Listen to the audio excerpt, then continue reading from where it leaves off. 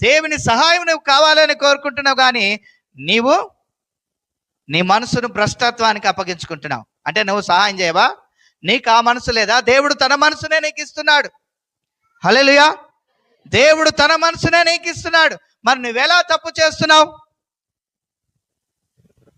వాక్యము 15వ కీర్తనలో స్పష్టంగా రాయబడ్డది, తన ద్రవ్యమును వడ్డీకి ఇయ్యాడు. ఎవరంటే యథార్థవంతుడు.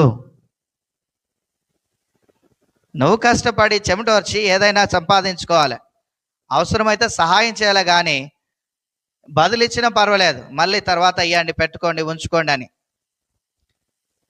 అట్లా సహాయపడాలి. కానీ వడ్డీకి ఇచ్చి వాళ్ళని బాధ పెట్టి, వారిని ఇబ్బంది పెట్టి చంపేస్తారు. అయింది, చాలామంది వడ్డీలు కట్టలేక చచ్చిపోయారు, వాళ్ళు నరకానికి వెళ్ళిపోతున్నారు. ఇప్పుడు ఏం చేయాలి మరి?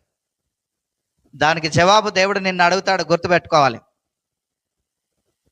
నీ యొక్క జీవితం వారికి ప్రమాదకరంగా మారింది, నువ్వు మేలుకరంగా ఉండాలంటాడు దేవుడు. ఏమంటాడు? కీడు చేయట మారడి, మేలు చేయ నేర్చుకోండి.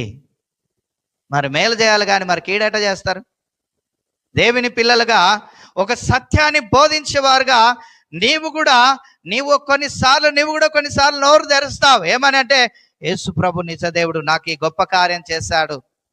కొంతమందితో నువ్వు చెప్తావు, మరి చెప్తున్న ఆ సాక్ష్యం నువ్వు ఏడ కాపాడుకుంటున్నావు?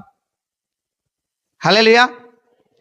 దేవుడు మంచి చేస్తున్నప్పుడు నువ్వు కూడా 10 మందికి మంచి చేయాలి, కానీ 10 మందిని బాధ పెట్టకూడదు. హల్లెలూయా! 10 మందిని బాధ పెట్టకూడదు.